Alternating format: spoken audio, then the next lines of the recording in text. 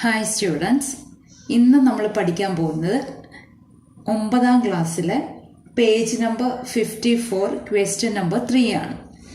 അതായത് ഇവിടെ ഒരു ട്രയാങ്കിളിൻ്റെ ഒരു റൈറ്റ് ട്രയാങ്കിളാണ്, മട്ടത്രികോണമാണ്. ആ മട്ടത്രികോണത്തിൻ്റെ 3 വശങ്ങളുടെയും മധ്യബിന്ദുക്കളും മട്ടത്രികോണത്തിൻ്റെ മട്ടകോണും കൂടെ ചേർത്ത് ഒരു റെക്റ്റാങ്കിൾ വരച്ചിരിക്കുകയാണ്. ഒരു ക്വാഡ്രിലാറ്ററലാണ് വരച്ചിരിക്കുന്നത്.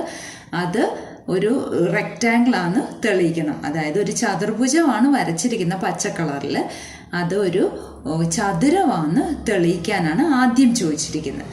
പിന്നെ രണ്ടാമത് ചോദിച്ചിരിക്കുന്നത് ആ ചതുരത്തിൻ്റെ പരപ്പളവ് അഥവാ ഏരിയയും ആ ത്രികോണത്തിൻ്റെ ഏരിയയും തമ്മിലുള്ള ബന്ധം എന്താണ്? ഈ 2 ചോദ്യങ്ങളാണ് ചോദിച്ചിരിക്കുന്നത്. ഇത് വളരെ എളുപ്പമാണ്, നമ്മൾ പഠിച്ച രീതി തന്നെയാണ്. അതായത് ഒരു ത്രികോണത്തിൽ 2 സമാന്തര വരകൾ പാരലൽ ലൈൻസ് കട്ട് ചെയ്യുന്ന റേഷ്യോ വെച്ചിട്ടാണ് നമ്മൾ ഈ ചോദ്യം ചെയ്യുന്നത്. അപ്പോൾ ഇവിടെ നമുക്ക് ഫിഗർ തന്നിട്ടുണ്ട്, പക്ഷെ ഫിഗറിനകത്ത് പേരില്ല. അപ്പോൾ നമുക്ക് ആദ്യം തന്നെ പേര് കൊടുക്കാം. അതായത് ആ റൈറ്റ് ട്രയാങ്കിൾ അഥവാ മട്ടത്രികോണത്തിന് ABC എന്ന് പേരും കൊടുത്തു. ആ ചതുർഭുജത്തിന് PQRB എന്ന് പേര് കൊടുത്തു. അപ്പോൾ ഈ ചതുർഭുജം ഒരു ചതുരമാണെന്നാണ് നമുക്ക് തെളിയിക്കേണ്ടത്. അതിന് വേണ്ടിയിട്ട് നമ്മൾ ആദ്യം ചെയ്യുന്നത്, നമുക്കറിയാവുന്നത് എന്താ? P is the midpoint of AB, Q is the midpoint of AC. So PQ is parallel to BC and PQ equal to half BC. PB എന്നുള്ള വശം എടുക്കുക. അപ്പോൾ P എന്ന ബിന്ദു ABയുടെ മധ്യബിന്ദു ആണല്ലോ. അപ്പോൾ APയും PBയും തുല്യമാണ്. അപ്പം നമുക്ക് ചതുരത്തിൻ്റെ ആ ചതുർഭുജത്തിൻ്റെ വശമാണ് നമുക്ക് വേണ്ടത്. അതുകൊണ്ടാണ് PB എന്ന് സ്റ്റാർട്ട് ചെയ്തത്. PB എന്ന് പറയുന്നത് ഹാഫ് AB ആണ്. ഇനി നമുക്ക് എടുക്കാവുന്നതെന്ന് വെച്ചാൽ ഈ QR എന്ന ചുമന്ന വര കൊണ്ട് mark ചെയ്തിരിക്കുന്നതിൽ Q is the midpoint of AC and R is the midpoint of BC. So QR is parallel to AB and QR equal to half AB. Q എന്നത് ACയുടെ മധ്യബിന്ദുവും R എന്നത് BCയുടെ മധ്യബിന്ദുവാണ്. അപ്പോൾ ഒരു ത്രികോണത്തിൽ 2 മധ്യബിന്ദുക്കൾ, 2 വശങ്ങളുടെ മധ്യബിന്ദുക്കളെ യോജിപ്പിച്ചപ്പോൾ ആ AB എന്ന വശയ്ക്ക് സമാന്തരവുമാണ് ABയുടെ പകുതി നീളവുമാണ്. അപ്പോൾ നമുക്ക് എന്തെഴുതാം? RQ എന്ന് പറയുന്നതും ഹാഫ് AB ആണ് നമുക്ക് എഴുതാം. ഇത് 2ൽ നിന്നും റൈറ്റ് സൈഡ് 2ഉം സെയിം ആയതുകൊണ്ട് ലെഫ്റ്റ് സൈഡും ഈക്വൽ ആയിരിക്കും. അല്ലെങ്കിൽ PB ഈക്വൽ ടു RQ എന്നെഴുതാം. അത് മാത്രവുമല്ല, PB RQവിന് സമാന്തരവുമാണ്, പാരലലുമാണ്. അപ്പോൾ നമുക്ക് ഒരു ചതുരം അല്ലെങ്കിൽ ഒരു സാമാന്തരികം, ഒരു പാരലോഗ്രാം നമുക്ക് തെളിയിക്കണമെങ്കിൽ ഏതെങ്കിലും ഒരു പെയർ ഓഫ് ഓപ്പോസിറ്റ് സൈഡ്സ് ഈക്വലും പാരലലും ആണ് തെളിയിച്ചാൽ മതി. എതിർവശങ്ങൾ ഏതെങ്കിലും ഒരു ജോഡി എതിർവശങ്ങൾ എടുത്തിട്ട് അത് തുല്യവും സമാന്തരവുമാണെങ്കിൽ ആ ഫിഗർ ഒരു അപ്പോൾ ഇവിടെ നമുക്ക് കിട്ടി PB ഈക്വൽ ടു RQമാണ്, PB പാരലൽ ടു RQമാണ്. അതുകൊണ്ട് ഇതൊരു പാരലോഗ്രാം അഥവാ സാമാന്തരികമായി. പക്ഷെ നമ്മളോട് ഇതൊരു റെക്റ്റാങ്കിൾ ആണെന്നാണ് പ്രൂവ് ചെയ്യേണ്ടത്. റെക്റ്റാങ്കിൾ എന്ന് പറയുമ്പോൾ ഒരു ആംഗിൾ 90 ആണ് പ്രൂവ് ചെയ്താൽ മതി. ചതുരമാണെന്നാണ് തെളിയിക്കേണ്ടത്. അപ്പോൾ ചതുരം എന്ന് പറയുമ്പോൾ അതിൻ്റെ കോണുകളുടെ അളവും 90 ഡിഗ്രിയും കൂടെ ആയിരിക്കണം. ഇവിടെ ഒരു കോണിൻ്റെ അളവ് കാണിച്ചാൽ മാത്രം മതി, അന്നേരം അത് ബാക്കി എല്ലാ കോണുകളും 90 ആയിക്കോളും. ഇവിടെ നമുക്കറിയാം കോൺ B എന്ന് പറയുന്നത് 90 ഡിഗ്രി തന്നെയാണ്. കാരണം അത് മട്ടത്രികോണത്തിൻ്റെ കോണാണ്. അത് തന്നെയാണ് ചതുരത്തിനും വന്നിരിക്കുന്നത്, പച്ച കളറിലുള്ള ആ ഫിഗറിനും വന്നിരിക്കുന്നത്. ക്വസ്റ്റ്യനിൽ പറഞ്ഞിട്ടുണ്ട് ABC ഒരു റൈറ്റ് ട്രയാങ്കിൾ ആണ്. അതായത് ആംഗിൾ B 90 ഡിഗ്രിയാണ്. അതേ ആംഗിൾ B തന്നെയാണ് PQRB എന്ന ഗ്രീൻ കളർ ഫിഗറിലും വന്നിരിക്കുന്നത്. അപ്പോൾ ആ ഗ്രീൻ കളർ ഫിഗറിലും ആംഗിൾ B 90 ഡിഗ്രി തന്നെ ആയിരിക്കും. അപ്പോൾ ഇവിടെ ഒരു പെയർ ഓഫ് ഓപ്പോസിറ്റ് സൈഡ്സ് പാരലലും ഈക്വലുമായി ഒരു ആംഗിൾ 90 ഡിഗ്രിയുമായി. അതുകൊണ്ട് ഈ ഫിഗർ ഈ ഗ്രീൻ കളർ ഫിഗർ ഒരു റെക്റ്റാങ്കിളായി. അപ്പം നമ്മൾ 1ാമത്തെ പാർട്ട് പ്രൂവ് ചെയ്തു. ഇനി 2ാമത്തെ പാർട്ട് പ്രൂവ് ചെയ്യാൻ വേണ്ടിയിട്ട് നമ്മൾ ചെയ്യുന്നത് എന്താണെന്ന് വെച്ചാൽ, നമുക്ക് ആ ചെറിയ ത്രികോണം ഉണ്ടല്ലോ, QRC എന്ന ത്രികോണം. ആ ത്രികോണത്തിനെ എടുത്ത് നമുക്ക് മുകളിലോട്ട് വെച്ച് നമുക്കൊന്ന് കട്ട് ചെയ്തിട്ട് മുകളിലോട്ട് കൊണ്ടുപോയി വെച്ച് നോക്കിയാൽ മതി. എളുപ്പമാണിത്. കാരണം മധ്യബിന്ദുക്കളാണ്. ക്യൂവും ആറും AC-യുടെയും BC-യുടെയും മധ്യബിന്ദുക്കളാണ്. അപ്പോൾ അതിനെ എടുത്ത് കട്ട് ചെയ്ത മുകളിലോട്ട് കൊണ്ടുപോയി വെച്ച ഒരു ഫിഗറാണ് ഞാനിപ്പോൾ കാണിക്കുന്നത്. അപ്പോൾ നമുക്കറിയാം ആ പച്ച കളറിലെ ചതുരത്തിൻ്റെ നേരെ ഇരട്ടിയായിട്ട് മുഴുവനും കൂടെ വന്നിട്ടുണ്ട്. മനസ്സിലായോ? അതായത് മട്ടത്രികോണം അഥവാ റൈറ്റ് ട്രയാങ്കിളിൻ്റെ ഏരിയയുടെ പകുതിയാണ് ആ റെക്റ്റാങ്കിളിൻ്റെ ഏരിയ എന്ന് നമുക്ക് കിട്ടി. അല്ലെങ്കിൽ നമുക്ക് എങ്ങനെ എഴുതാം? Area of the rectangle is half the area of the right triangle. ഇനി നമുക്ക് നാലാമത്തെ ക്വസ്റ്റ്യൻ ചെയ്യാം. ഇവിടെ രണ്ട് ഫിഗർ തന്നിട്ടുണ്ട്. ആദ്യത്തെ ഫിഗറിനകത്ത് ആ ട്രയാങ്കിളിൻ്റെ രണ്ട് ട്രയാങ്കിളിനെ ബേസ് എഡ്ജ് സെയിം ആണ്, അതായത് ബേസ് സെയിം ആണ്. രണ്ടാമത്തെ ഫിഗറിൽ ആ രണ്ട് ട്രയാങ്കിളിൻ്റെയും ലാറ്ററൽ സൈഡ്സ് ആയിട്ട് വരുന്ന സൈഡുകളുടെ മിഡ് പോയിന്റ്സ് ജോയിൻ ചെയ്ത് ഒരു ക്വാഡ്രിലാറ്ററൽ, പച്ച കളർ ക്വാഡ്രിലാറ്ററൽ വരച്ചിട്ടുണ്ട്. ഞാൻ രണ്ടാമത്തെ ഫിഗർ കുറച്ച് വലുതായിട്ട് കാണിച്ചെന്നേ ഉള്ളൂ. ഈ ക്വാഡ്രിലാറ്ററൽ, അതായത് ഈ ഗ്രീൻ കളറിൽ ക്വാഡ്രിലാറ്ററൽ ഒരു പാരലോഗ്രാം ആണെന്ന് പ്രൂവ് ചെയ്യണം. അപ്പോൾ അതിനു വേണ്ടി നമുക്ക് ഫിഗറിന് ഇവിടെ പേരൊന്നും ഇല്ല. അപ്പം നമ്മൾ ഫിഗറിന് പേര് കൊടുക്കുകയാണ്. വലിയ ട്രയാങ്കിളിനെ ABC എന്നും ചെറിയ ട്രയാങ്കിൾ ABDയും ആക്കി എടുത്തു. ക്വാഡ്രിലാറ്ററലിൻ്റെ പേര് PQRS എന്നും എടുത്തു. ഇനി നമുക്ക് ഈ ക്വാഡ്രിലാറ്ററൽ ഒരു പാരലോഗ്രാം ആണെന്ന് തെളിയിക്കണം. പാരലോഗ്രാം ആണെന്ന് പ്രൂവ് ചെയ്യാൻ വേണ്ടിയിട്ട് ഏതെങ്കിലും ഒരു pair of opposite sides equal and parallel ആണെന്ന് തെളിയിച്ചാൽ മതി. അപ്പം ഞാനിവിടെ ആദ്യം ഈ വലിയ ട്രയാങ്കിൾ എടുക്കുകയാണ്. വലിയ ട്രയാങ്കിളിൻ്റെ പേര് ABC. ഇതിൽ S എന്ന് പറയുന്ന AC-യുടെ മിഡ് പോയിന്റ് ആണ്. R is the midpoint of BC. അങ്ങനെ ആവുമ്പോൾ SR equal to half AB ആണ്. അതുകൂടാതെ SR പാരലൽ ABയും ആണ്. ഇനി നമുക്ക് അടുത്ത ട്രയാങ്കിളിലേക്ക് പോകാം. അതായത് ആ ചെറിയ ട്രയാങ്കിളായ ABD. ആ ട്രയാങ്കിളിൽ P is the mid point of AD and Q is the mid point of BD. അപ്പോൾ നമുക്ക് PQ equal to half AB എന്നും PQ പാരലൽ AB എന്നും എഴുതാം. ഇനി ഞാൻ പറഞ്ഞു ഒരു പാരലോഗ്രാം ആണെന്ന് പ്രൂവ് ചെയ്യാൻ വേണ്ടിയിട്ട് ഏതെങ്കിലും ഒരു pair of opposite sides equal and parallel ആണെന്ന് പ്രൂവ് ചെയ്താൽ മതി. അപ്പോൾ ഇവിടെ നമുക്കറിയാം SR equal to half AB ആണ്, PQ equal to half AB ആണ്. അപ്പോൾ റൈറ്റ് സൈഡ് രണ്ട് സെയിം ആകുമ്പോൾ ലെഫ്റ്റ് സൈഡും ഈക്വൽ ആയിരിക്കും. അതായത് SR ഈക്വൽ ടു PQ എന്ന് എഴുതാം. അതായത് SRും PQവും ആ റെഡ് കളറിലെ ക്വാഡ്രിലാറ്ററലിൻ്റെ ഓപ്പോസിറ്റ് സൈഡ്സ് ആണ്. അത് ഈക്വൽ ആണ് നമുക്ക് കിട്ടി. ഇനി SR പാരലൽ ABയും ആണ്, PQ പാരലൽ ABയും ആകുമ്പം SR പാരലൽ AB ആകും. അപ്പോൾ ഒരു pair of opposite sides equal and parallel ആണ് കിട്ടി. അപ്പം നമുക്ക് ഈ PQRS എന്ന ക്വാഡ്രിലാറ്ററൽ ഒരു പാരലോഗ്രാം ആണെന്ന് നമ്മൾ പ്രൂവ് ചെയ്തു. ഇനി നമുക്ക് അഞ്ചാമത്തെ ക്വസ്റ്റ്യൻ ചെയ്യാം.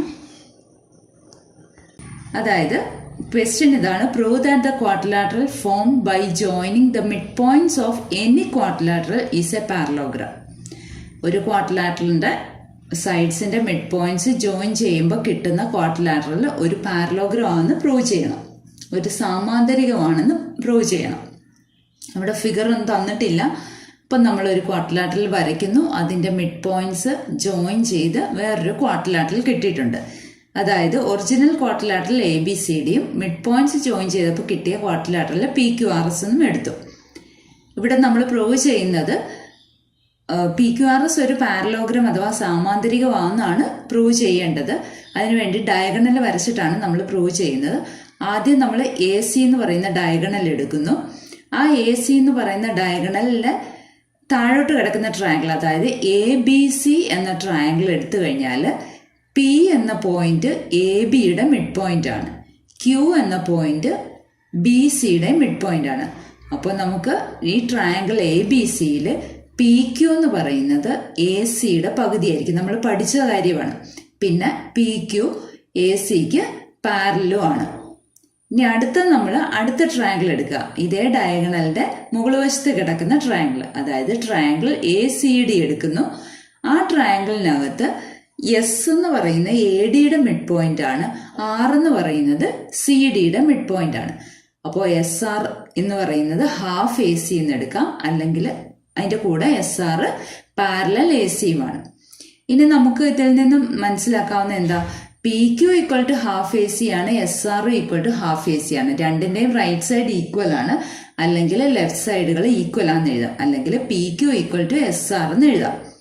അതേപോലെ തന്നെ P Q parallel A C ആണ്, S R parallel A C ആണ്. അപ്പം നമുക്ക് P Q parallel S R എന്ന് എഴുതാം. അതായത് പി ക്യു ആർ എസ് എന്ന് പറയുന്ന ക്വാഡ്രിലാറ്ററലിൻ്റെ ഒരു പെയർ ഓഫ് ഓപ്പോസിറ്റ് സൈഡ്സ് ആണ് ഈ പി ക്യുവും എസ് ആറും. അത് രണ്ടും ഈക്വലും പാരലലും ആണ് നമുക്ക് കിട്ടി. അവിടെ തന്നെ നമുക്ക് മനസ്സിലാക്കാൻ സാധിക്കും ഈ quadrilateral P Q R S ഒരു പാരലോഗ്രമാണ് മനസ്സിലാക്കാൻ സാധിക്കും. അതായത് ഒരു പാരലോഗ്രം അഥവാ സാമാന്തരികമാണെന്ന് പ്രൂവ് ചെയ്യാൻ വേണ്ടിയിട്ട് ഏതെങ്കിലും ഒരു pair of opposite sides equal and parallel എന്ന് പ്രൂവ് ചെയ്താൽ മതി. ഇനി നമുക്ക് മറ്റേ ഡയഗണൽ കൂടി എടുത്തു നോക്കാം. അപ്പോൾ ഇവിടെ നോക്കിക്കേ, ബി ഡി ആണ് രണ്ടാമത്തെ ഡയഗണൽ. അപ്പോൾ ബി ഡിക്ക് വലതുവശത്ത് കിടക്കുന്ന ട്രയാങ്കിൾ, അതിനകത്തെ മിഡ് പോയിന്റ്സ് ആണ്, അതായത് സി ഡിയുടെ മിഡ് പോയിന്റ് ആണ് ആറ്, ബി സിയുടെ മിഡ് പോയിന്റ് ആണ് ക്യൂ. അപ്പോൾ നമുക്ക് എന്തെഴുതാം, R Q equal to half B D എന്ന് എഴുതാം. അതേപോലെ തന്നെ ആ ബി ഡി എന്ന് പറയുന്ന ഡയഗണലിൻ്റെ വികരണത്തിൻ്റെ താഴെ കിടക്കുന്ന ട്രയാങ്കിളാണ് എ ബി ഡി. ഇപ്പോൾ പി എന്നത് എ ബിയുടെ മിഡ് പോയിന്റും എസ് എന്നത് എ ഡിയുടെ മിഡ് പോയിന്റുമാണ്. പി എസിന് അന്നേരം നമുക്ക് P S equal to half B D എന്ന് എഴുതാം.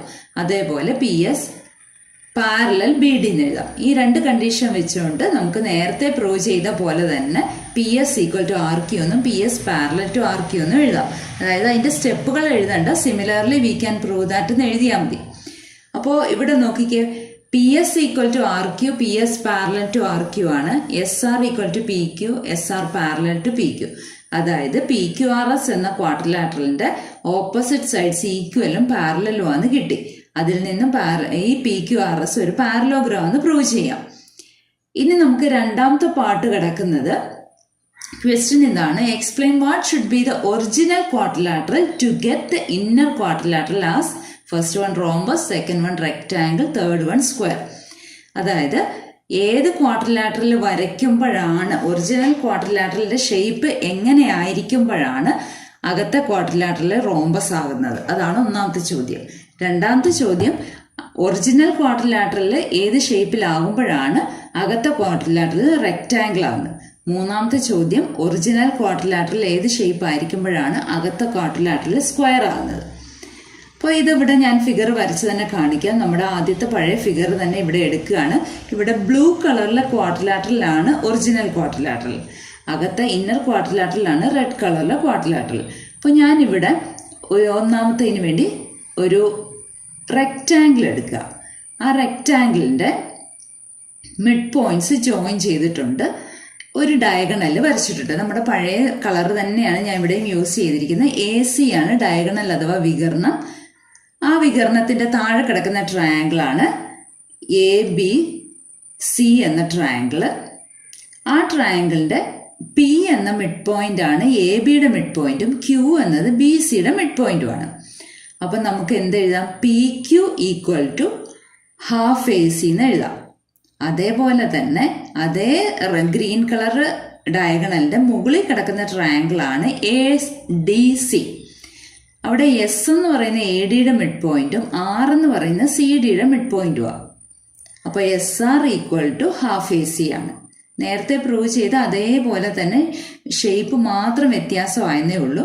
അപ്പോൾ ആ ഗ്രീൻ കളർ വികരണം അഥവാ ഡയഗണൽ വെച്ചുകൊണ്ട് നമുക്ക് S R equal to P Q equal to half A C എന്ന് എഴുതാം. S R parallel to P Q ആണെന്ന് എഴുതാം.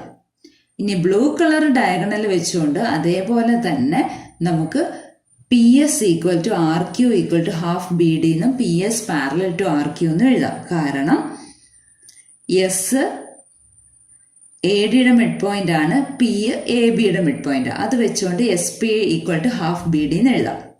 അതേപോലെ ആറ് സി ഡിയുടെ മിഡ് പോയിന്റ് ആണ്, ക്യൂ ബി സിയുടെ മിഡ് പോയിന്റ് ആണ്. അത് വെച്ചുകൊണ്ട് R Q equal to half B D എന്ന് എഴുതാം. ഇത് രണ്ടും കൂടെ ഒന്നിച്ച് P S equal to R Q equal to half B D എന്ന് എഴുതാം.